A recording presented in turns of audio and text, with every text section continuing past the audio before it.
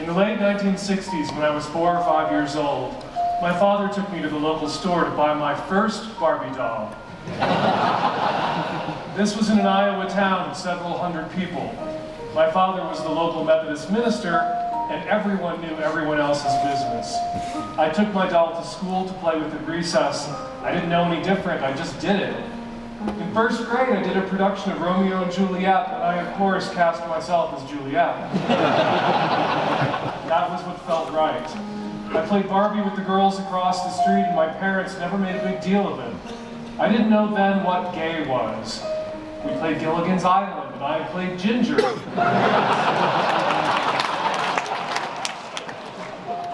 Because she always had the most beautiful clothes. Throughout my days in school, I was picked on by some of the other kids because I was so different. I was called a sissy because I was more girlish. Later, I discovered that there were other people like me.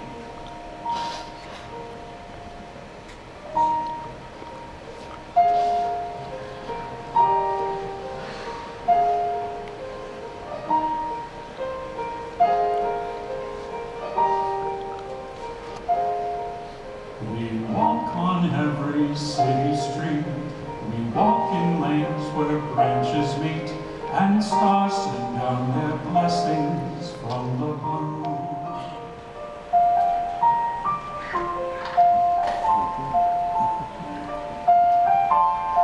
One of my favorite childhood memories was going to the movies with my brothers and my dad. We always went to the Saturday matinees, and our favorite movies were the ones by Disney.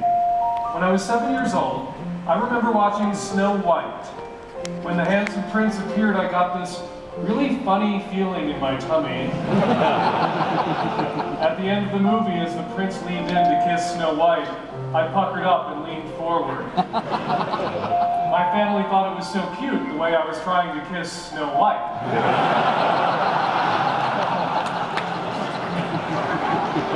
Embarrassed, I didn't tell them I was really trying to kiss the prince.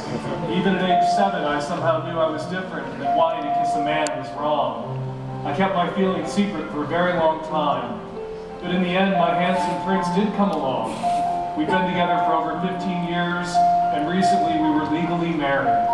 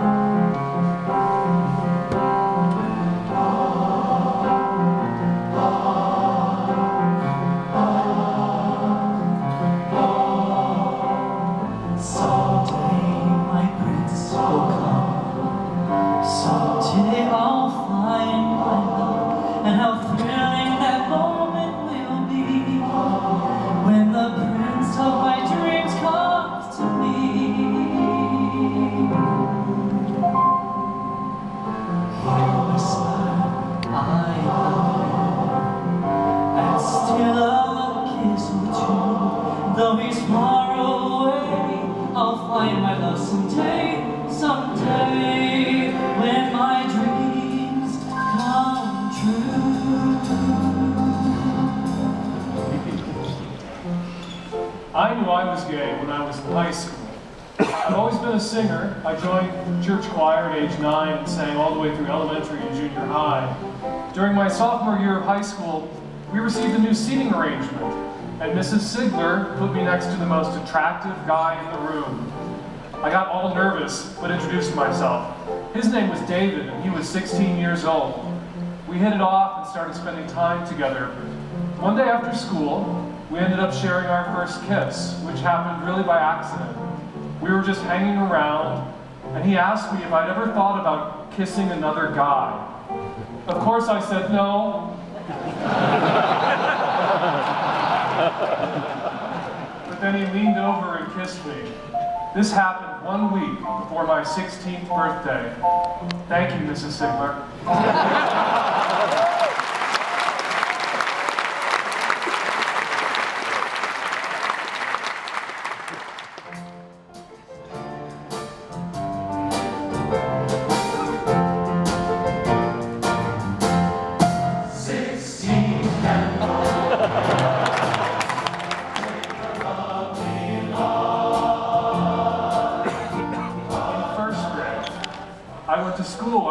Halloween and drag, dressed as a brownie.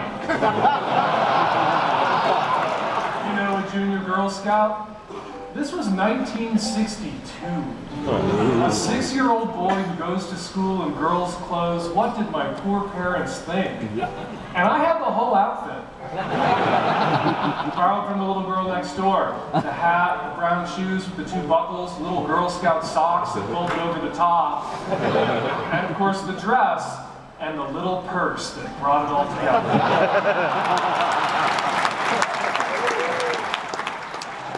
You can imagine how I was teased. One of the kids was especially vocal at morning recess. I went behind the school and filled my little brownie purse with gravel.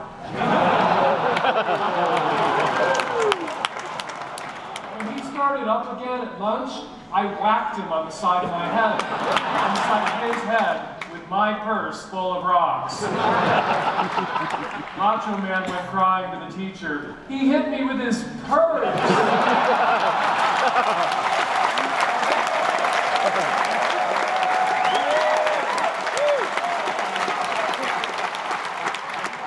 God bless that teacher. She didn't scold me at all. She just looked at him and said, well, maybe you should stop calling him names. Of course, she probably didn't realize that my purse had been converted into a weapon. Little boys with purses are not always as helpless as we may appear.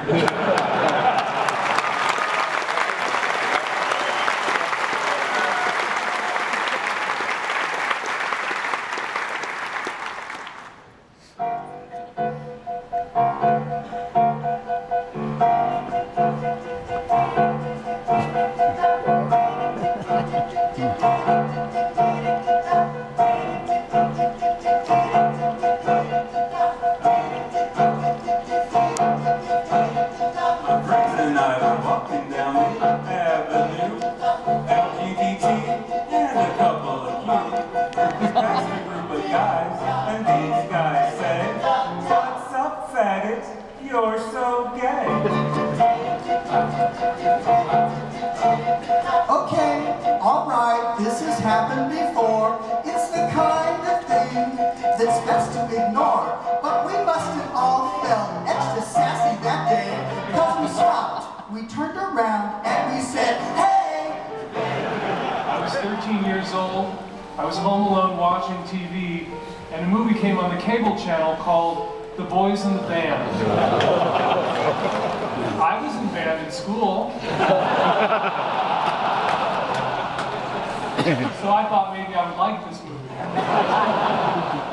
As I watched, I had to move closer and closer to the screen because I could not believe what I was seeing. I practically held my breath. Then it hit me. That was me. I really identified with these guys in a twisted, dysfunctional, but very freeing way. To this day, I remember Harold's closing monologue. You're a sad and pathetic man. You're a homosexual and you don't want to be. But there's nothing you can do to change it. Not all your prayers to your God. Not all the analysis you can buy and all the years you've got left to live. You may very well one day be able to know a heterosexual life, if you want it desperately enough, if you pursue it with the fervor with which you annihilate. But you'll always be homosexual as well. Always, Michael. Always. Until the day you die.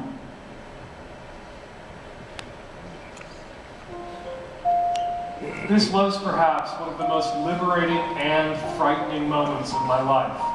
The moment where I accepted myself for who I am. Years later, finally, I would meet the man who not only knew what I knew about myself, but loved me for it.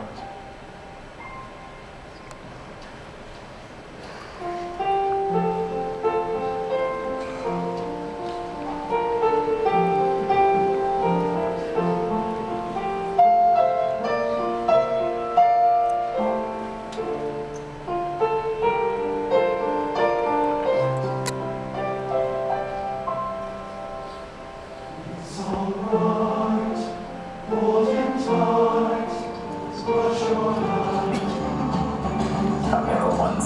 here's the first thing you need to know. You are perfect and wonderful exactly as you are. You're not alone. There are a ton of us out here in this world who love you without even knowing you.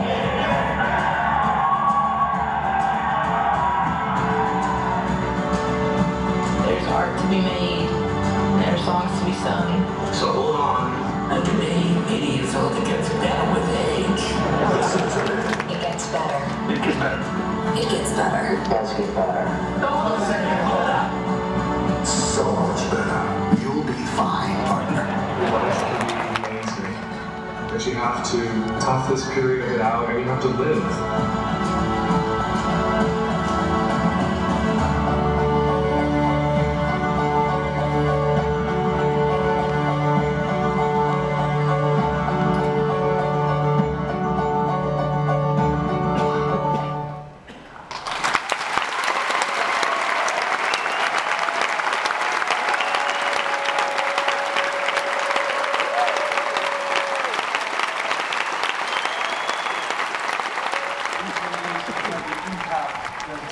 Saved the lives that we know that it has, because hundreds of thousands of other people, pardon me, I'm gonna cry, jumped in and made videos and shared their stories and interacted and answered emails that they got through their YouTube accounts from the LGBT kids who were watching the videos and referred them and gave them the shoulder to cry on that so many LGBT kids lack in their own homes. So on behalf of all the contributors to the project, I want to thank you for that standing ovation. And I know that there are hundreds and hundreds of contributors to the It Gets Better project in this theater tonight. The first video that we got from the group was from a gay men's chorus in Chicago.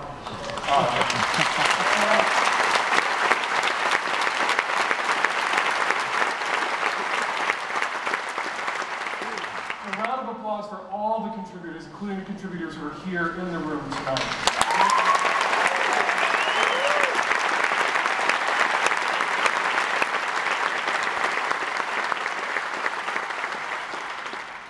And now I'm going to share my when I knew story. I don't remember when I first knew. I kinda always knew. I knew I was different, but I remember when I first knew it was a problem. We were at the movies, the whole family, and there were two men in line with us.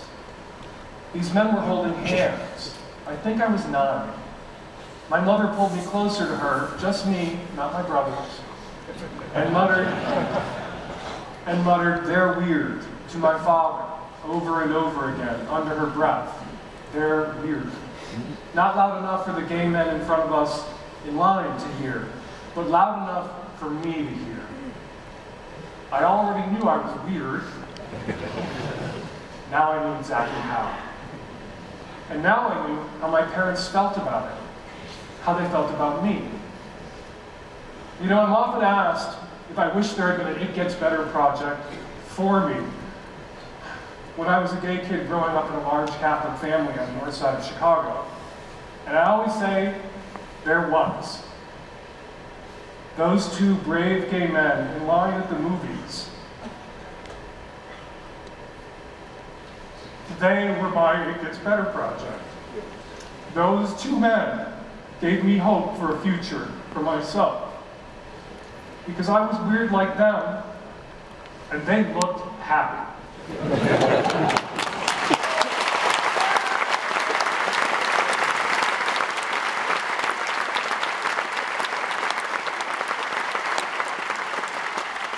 They were happy, and they were in love, and maybe one day I would be happy and in love too. I am happy now, and I have love in my life, and one day my mom would apologize, out of the blue, for what she'd said that day, in line at the movies. So it got better for me. We have to make sure it gets better for all LGBT kids. We are losing too many LGBT kids to despair. We have got to give them hope, like Harvey Milk said. And we have got to fight like hell to make it better for them now. To make it better for all kids who are born this way. For all kids who are born different and wonderful